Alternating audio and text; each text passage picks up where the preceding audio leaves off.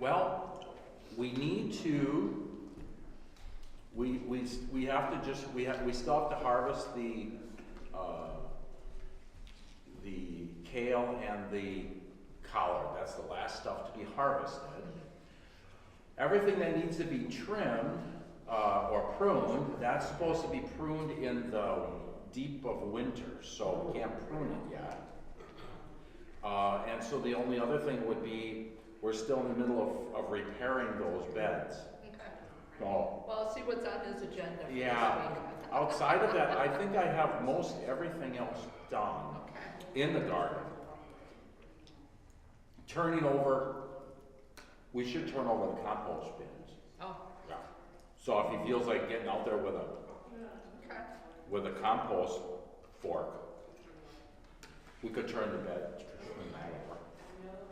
Yeah, winter's coming, like, what can I have him do? Where can I set up to do stuff? He's been walking around, it's like, are you bored? Do you want me to find you something to do? Like I would have been quite busy.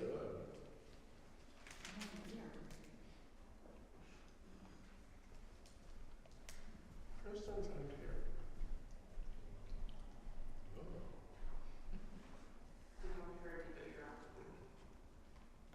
We should be live?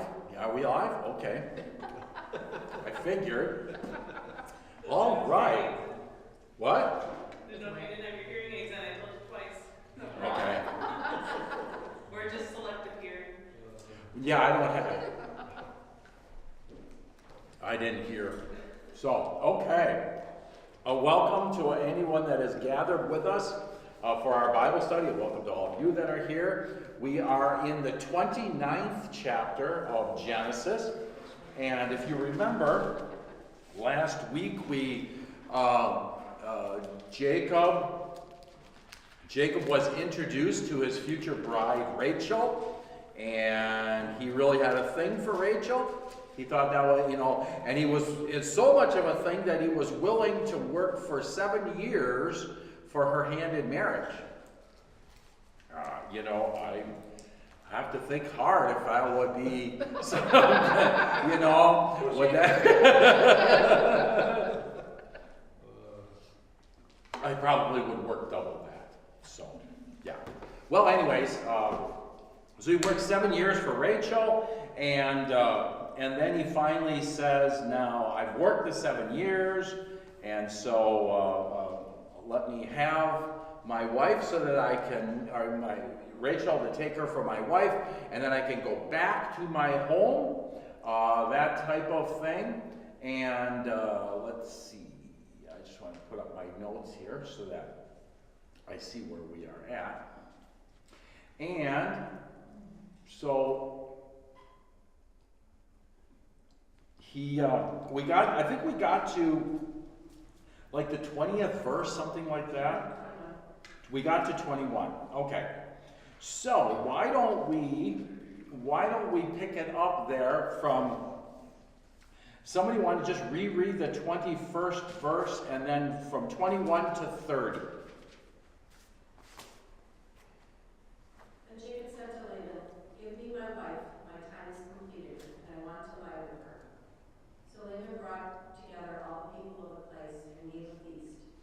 But when evening came, he took his daughter Leah and gave her to Jacob, and Jacob lay with her.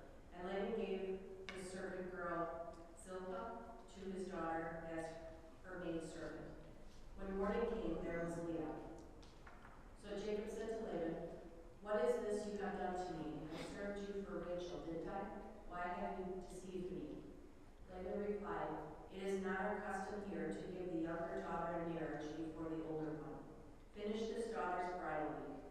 Then we will give you the younger one also in return for another 7 years of work." And Jacob did so. He finished the week with Leah, and then Laban gave him his daughter Rachel to be his wife. Laban gave his servant girl Bilhah to his daughter Rachel as her maidservant. Jacob lived with Rachel also, and he loved Rachel more than Leah, and he worked for Laban another 7 years. Okay. A couple of things. First one I think is interesting is, and the NIV, the NIV really kind of softens the wording up, and I think it makes it a little easier, especially if you're going to be teaching young children or whatever the case may be. But the actual words for lay with her is actually, the original language says, let me have Rachel so I may go in her. And I mean, it's exactly what, I mean, it is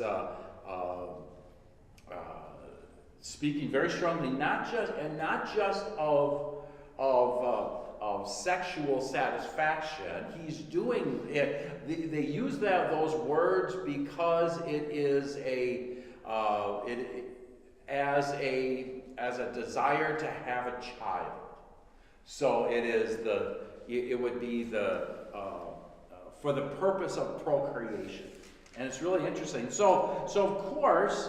Here we saw Jacob say to Laban, give me my wife, which is to be Rachel, that I may go into her, for my time is completed. So Laban gathers together all the people, and they have this feast, right? And then in the evening, what does Laban do? Laban deceives Jacob. Deceives Jacob. Again, one of the things we are seeing here is Jacob is learning some hard lessons. Remember, Jacob is the one who was the deceiver throughout his entire life. And so what we are going to see now is that while Laban tricked him into working for him for those 7 years, he's not done deceiving him yet.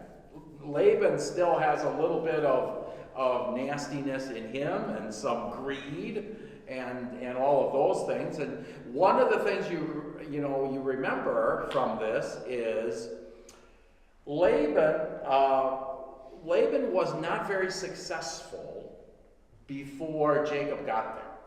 Laban was not as well-to-do as Jacob's dad, Isaac, was. But in the 7 years that Jacob was there, Jacob has made him to be pretty powerful, pretty wealthy, pretty successful. So, after those 7 years are done, Laban is saying, I don't know that I really want this guy to leave yet. So, because look at what's happened in the 7. What would happen if there was another 7? So what he does is in the evening, he takes his daughter Leah and he brings her to Jacob, and Jacob goes into her. Now, that's really interesting. When you think about it, that's really interesting. They had this big feast. How drunk must have Jacob been for that to happen? Because Jacob certainly knew the difference between Rachel and Leah. How would it be that he could have been tricked so bad? Well, because Laban got them all drunked up, and then brings Leah in instead of Rachel. Now, what does this tell you about Leah? Nobody wanted her? Well, there was some truth to that. Yeah, absolutely. Which, Laban was trying to pawn her off. There's no doubt about it. But what else? Remember, we talked about this with Jacob and his mom when they were deceived, when mom wanted to deceive Isaac with the blessing. What did we say about Jacob?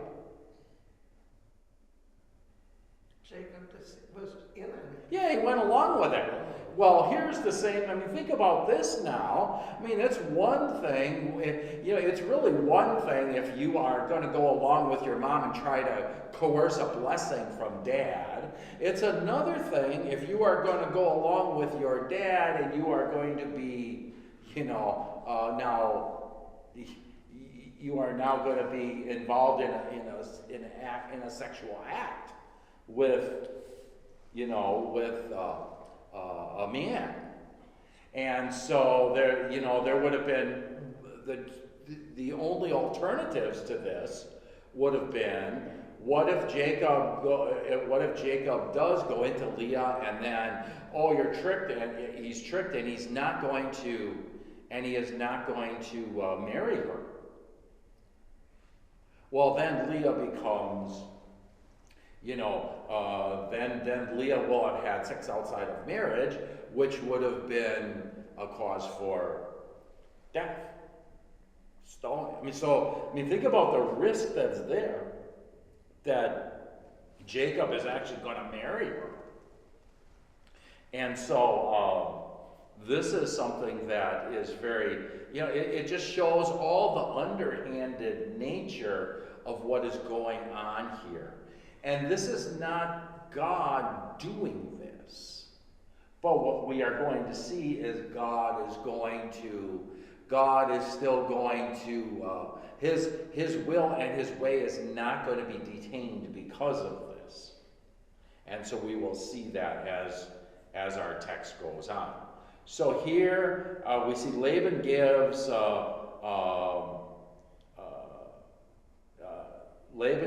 Leah to Jacob. Jacob does go into her. And it also says Laban also gives his female servant Zilpah to Leah for her to be her servant. That'll be significant later on. And in the morning, behold, it was, there's that word again, we talked about it last week, right? Behold, in the morning, behold, it was Leah. Can you imagine Jacob when he wakes up from his drunken night and he looks over and it's not Rachel? So that's what it was. And so Jacob says to Laban, what have you done to me? It's interesting, isn't it the same? These are the same words that we've seen throughout Genesis when others have been tricked. What have you done to me?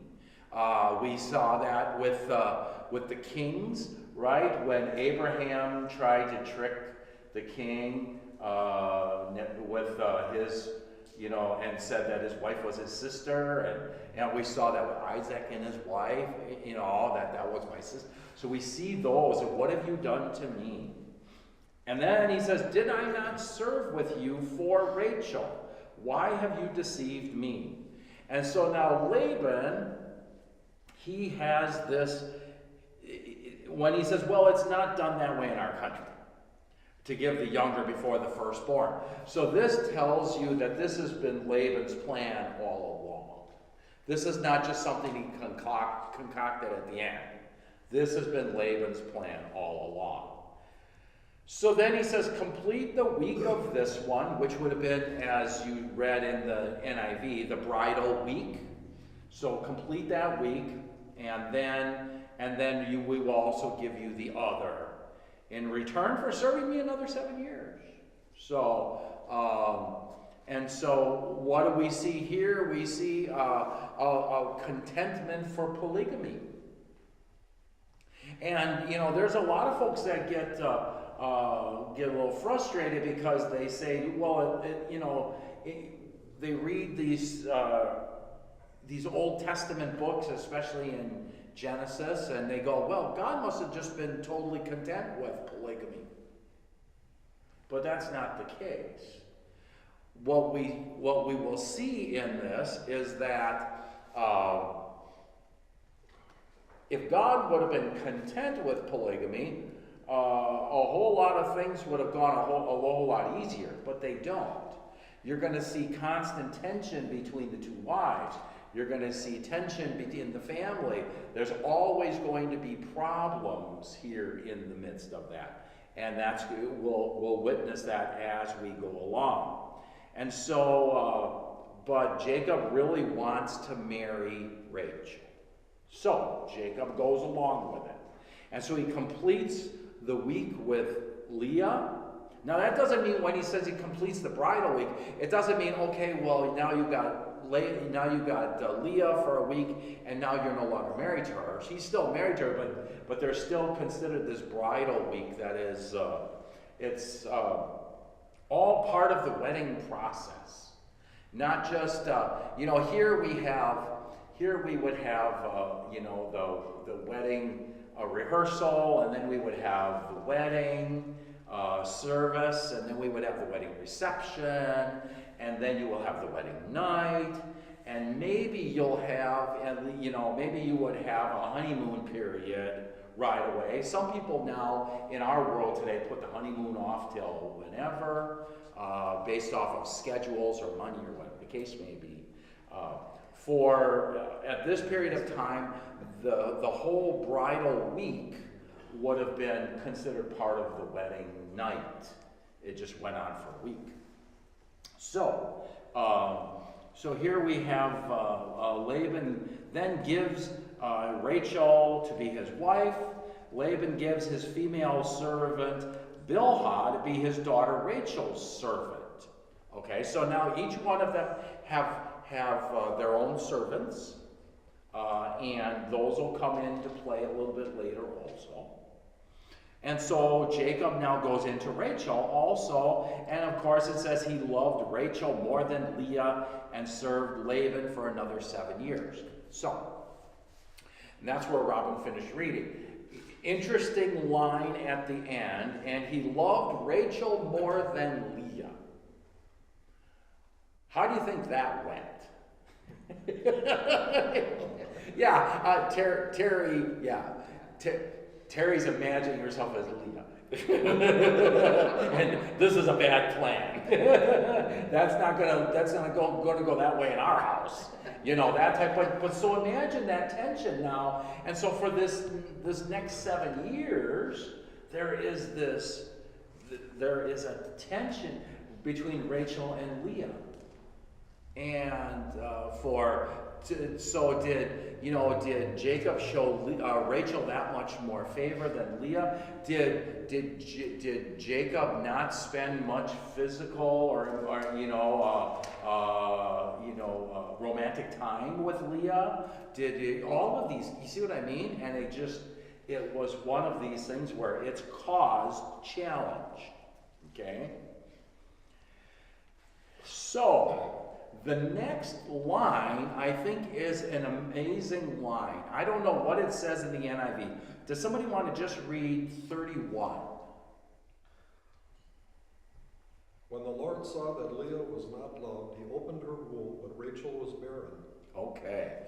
When he saw Leah was not loved, a better definition of the word not loved was hated. When the Lord saw that Leah was hated. So here we see, even though Leah might have had,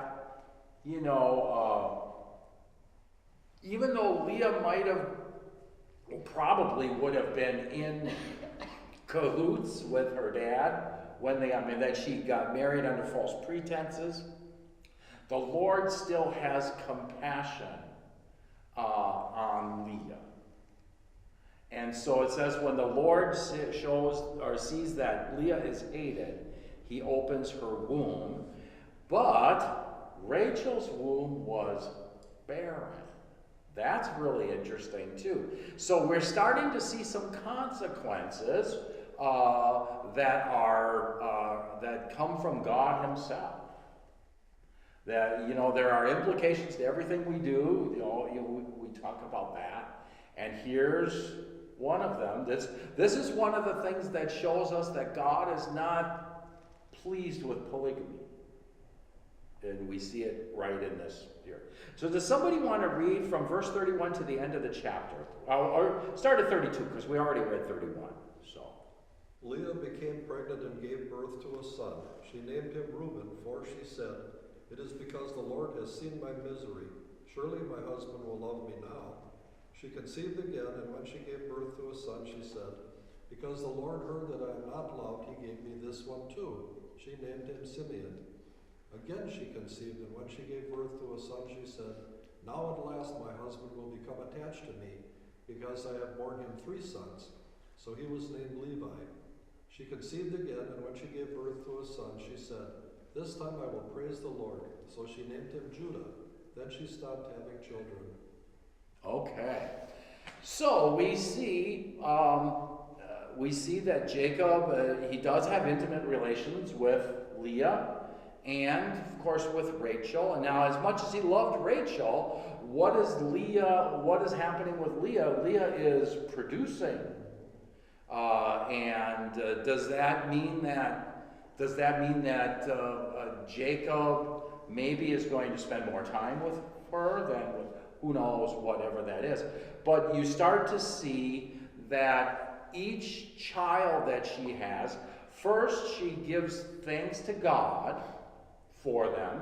So even though she's in a polygamy relationship, she still believes in the one true God. She calls him Lord.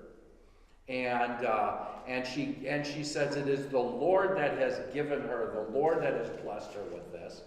And because the Lord has seen that I am hated, because the Lord knows that I am, alone, because of this and this and this.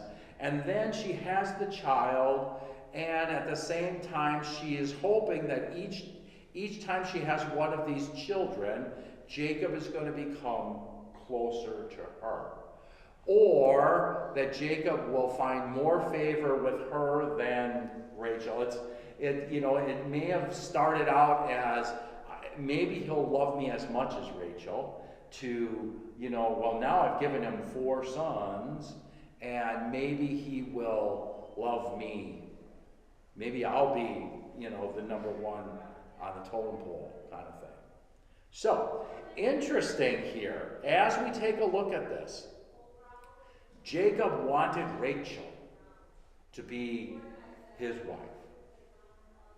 He has Leah as his wife also, and Leah bores the 4 children, and the 4th child's name is...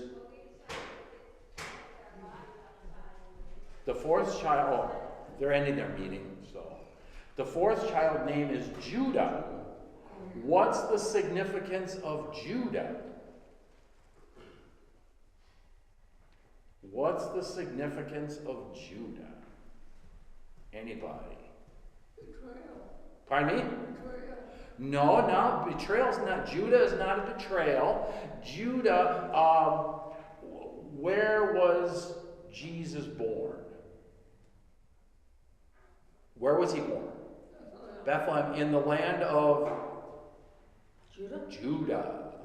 Judah. The messianic line does not go through Rachel. The messianic line will go through Leah.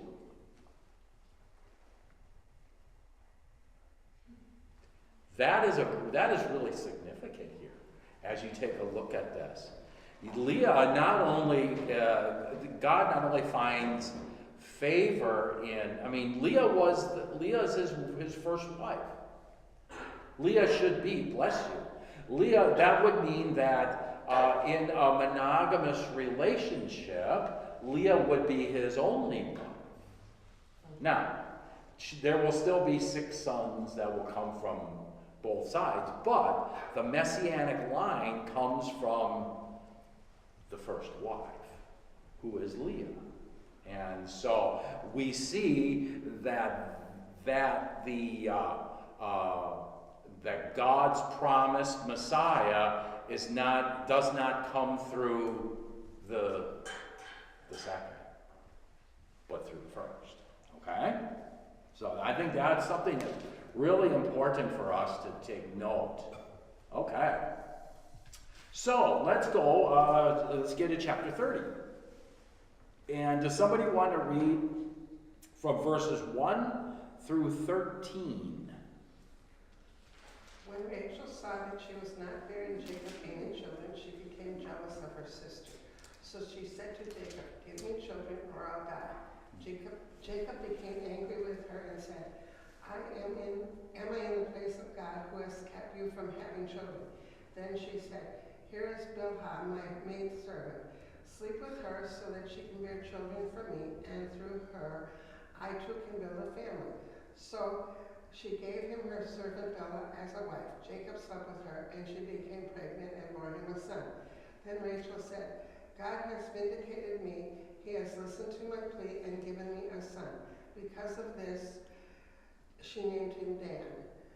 Rachel's servant Bilhah conceived again and bore Jacob a second son. Then Rachel said, I have had a great struggle with my sister, and I have won. So she named him Naphtali. When Leah saw that she had stopped having children, she took her maid servant Zilpah and gave her to Jacob as a wife. Leah's servant Zilpah bore Jacob a son. Then Leah said, what good fortune, so she named her son Gad. Leah's servant Zilpah bore Jacob a second son. Then Leah said, how happy am I? The women will call me happy. So she named him Asher. Okay. All right. You thought it was interesting before.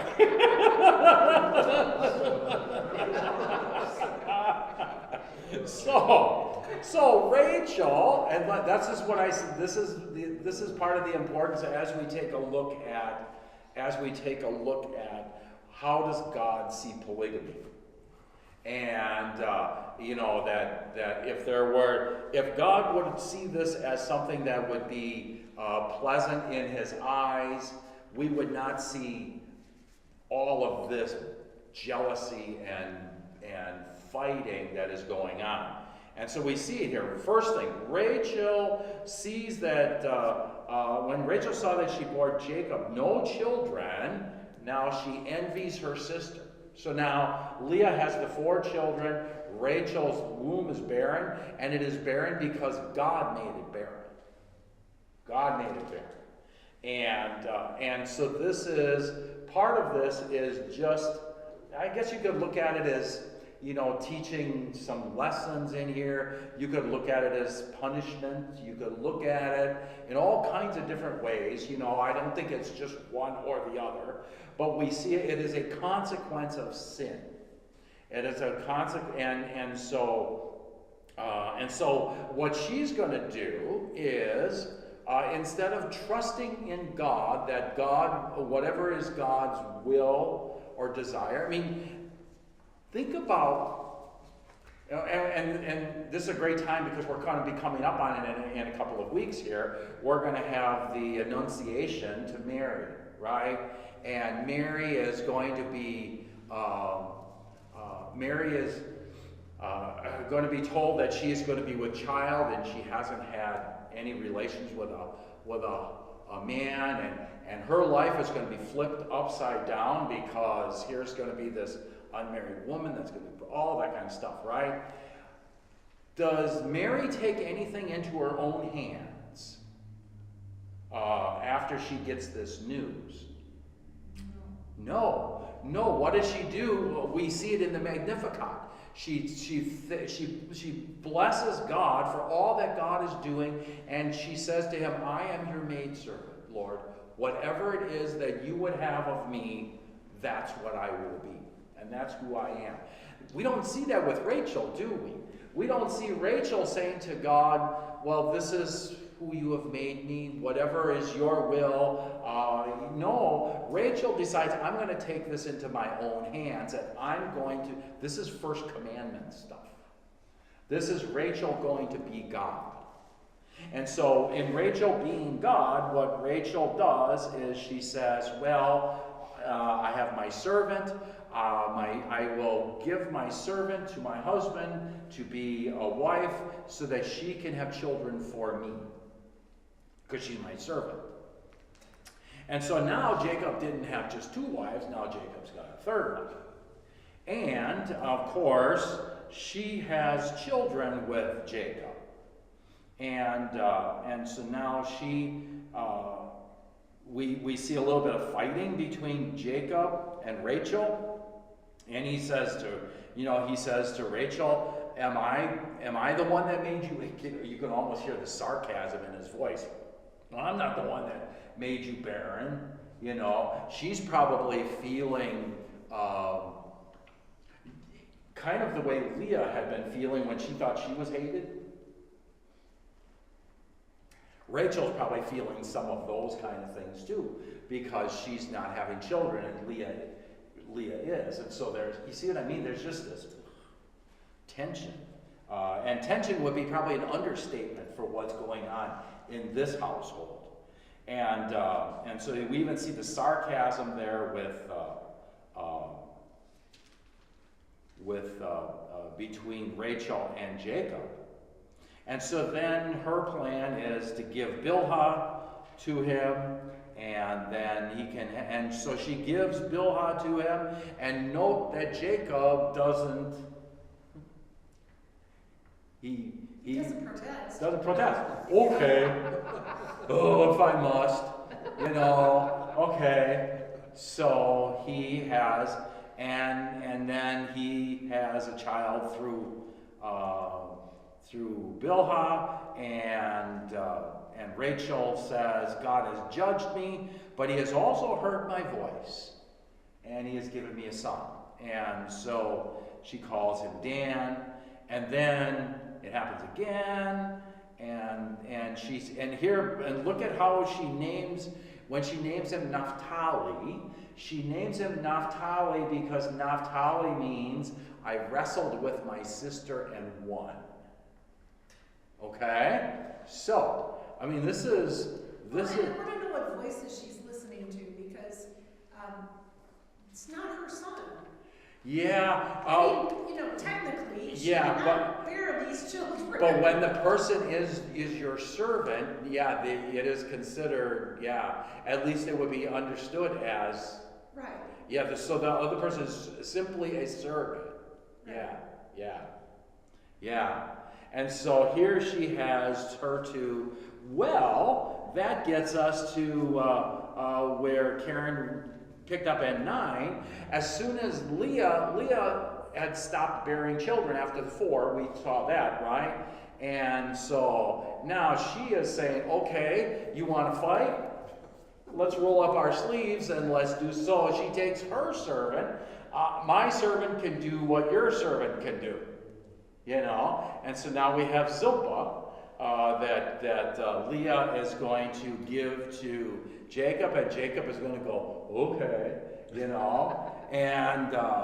and then Zilpah bears Jacob a son, and Leah calls in Gad, and then another, and his name is Asher because she says, I'm happy. Well, why is she happy? One, because she produced 6 sons. That's a significant number for for her husband, but also because I'm still winning.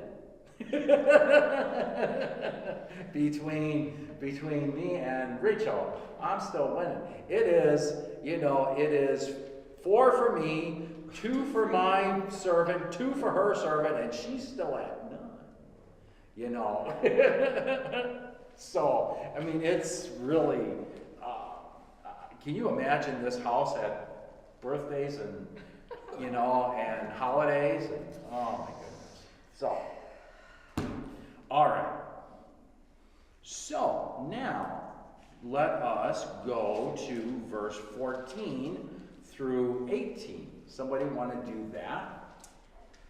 During wheat harvest, Reuben went out in the fields and found some mandrake plants, which he brought to his mother Leah. Rachel said to Leah, please give me some of your son's mandrakes.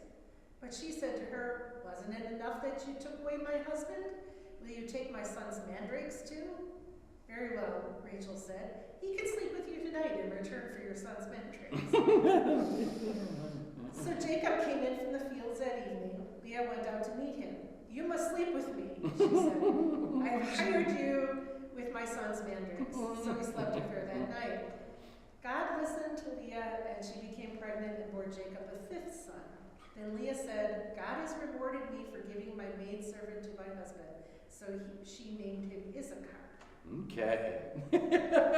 Why did you read through 21? Might as well, because it's just as entertaining of the next 3 verses too. Excellent. Okay. Leah conceived again and bore Jacob a 6th son. Then Leah said, God has presented me with a precious gift. This time my husband will treat me with honor, because I have borne him 6 sons. So he named him Zebulun. So she named him Zebulun.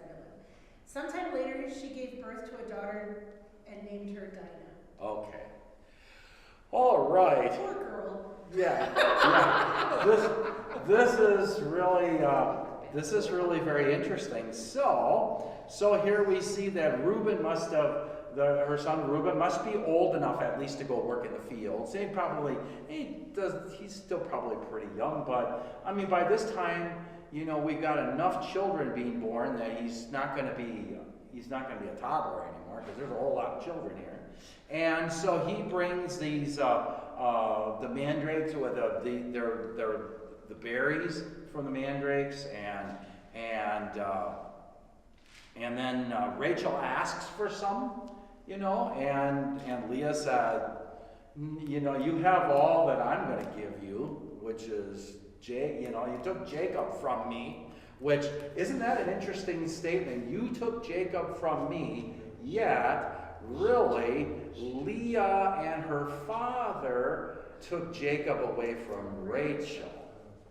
Okay, so now we can't have no blame go on Jacob. I mean, that's you know, he's not an innocent in the midst of this.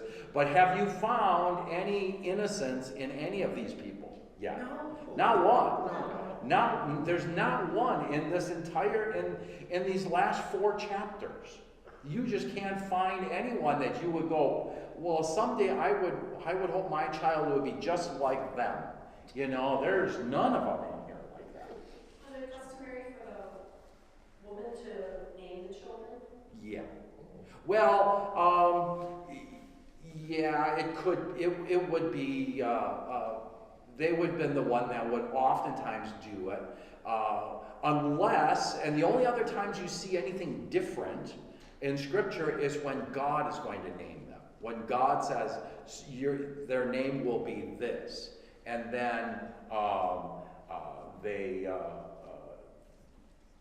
but yeah, that would have been part of the household, would be the name. Now that doesn't mean when they say that, it doesn't mean that the husband says, well, no, that's your job, you pick it out. There's probably, my guess is there's conversation that goes on, but in the end, you know, it'd be like our house. There's, you know, you can talk back and forth, you know, what you want your children to be named, but probably the last thing as a husband that you'd want to do is say, no, I'm not doing yours, you're doing it my way, you know. I mean, you're going to want to give in, I would think, you know, to some of that. I mean, Ray might be bossier than that, I don't know, but I would say that it would probably be something where it would be the wife's desire as to who it is. Well, it kind of seems to me that Jacob doesn't really have a whole lot of manliness to begin with, because of all the silliness between all these women. Well, so, you know, and there is some truth to that. Do you remember before he moved on, Jacob was kind of the mama's boy also. So yeah, you're right. Jacob probably wasn't the football star in high school. Yeah. Yeah, that's, you know, but he sure is a producer. You know? Yeah. What happens to all these children that came of the servants? Like, they're not really. oh, but they are. But they are. But they're really his. And that's, yeah, they're really his. And because those servants are the servant of that woman, remember, the term servant would be very similar to the term slave. Okay, so very similar to that. So what in the case of that servant, whatever is hers is your owner's, you know, the one that you're with. So yeah, and in addition to that, she would have bore them on behalf of Leah, or on behalf of Rachel. That would have been something that you know, Leah or Rachel would not have said to their servants, hey, well, you want my husband as a husband too, you know, and then you can have your own family? No, they would have said, you know, I want you to be married, I want you to have a child with him. Now, the only way to, she names him something, she gives him a name that means may he add. May he add, and she includes it in this prayer, may the Lord add to me another. So Joseph was one, but she wants more. This is not, well, and again, you know, Leah it's now 6-5 when it comes to boys. Girls don't count. They're just, you know, that's a throw-in deal. So, you know, but it's 6-5 on boys. So she is saying, Lord, may I have another. Okay. So, that gets us to the next section, 25 through 36. After Rachel gave birth to Joseph, Jacob said to Laban, "Send me on my way so I can go back to my own homeland. Give me my wives and children for whom I have served you, and I will be on my way. You know how much work I've done for you." But Laban said to him, "If I have found favor in your eyes, please stay. I have learned by divination Divination. that the Lord has blessed me because of you." He added, "Name your wages and I will pay them." Jacob said to him, "You know how I have worked for you and how your livestock has fared under my care. The little you have before I came has increased greatly, and the Lord has blessed you whenever or wherever I have been. But now, when may I do something for my own household? What shall I give you?" he asked. "Don't give me anything," Jacob replied, "but if you will do this one thing for me, I will go on tending your flocks and watching over them. Let me go through all your flocks today and remove from them every speckled or spotted sheep, every dark-colored lamb, and every spotted or speckled goat. They will be my wages, and my honesty will testify for me in the future. Whenever you check on the wages you have paid me, any goat in my possession that is not speckled or spotted, or any lamb that is not dark-colored will be considered stolen." "Agreed," said Laban. "Let it be as you have said." That same day he removed all the male goats that were streaked or spotted, and all the speckled or spotted female goats, all that had white on them, and all the dark-colored lambs, and he placed them in the care of his sons. Then he put a 3-day journey between himself and Jacob, while Jacob continued to tend the rest of Laban's flocks. Okay, so here now we're going to see Jacob is finally going to get himself from underneath Laban. And, hello? Hey, come on in. Are you here for church or? Yes. Yes. Okay. Oh, hi, how are you? Good, how are you? I'm doing well. How were those peppers? You didn't think I'd remember. We loved it. Okay, we're just finishing up with Bible class, so, Okay. but you can, please sit down. Thank Eh.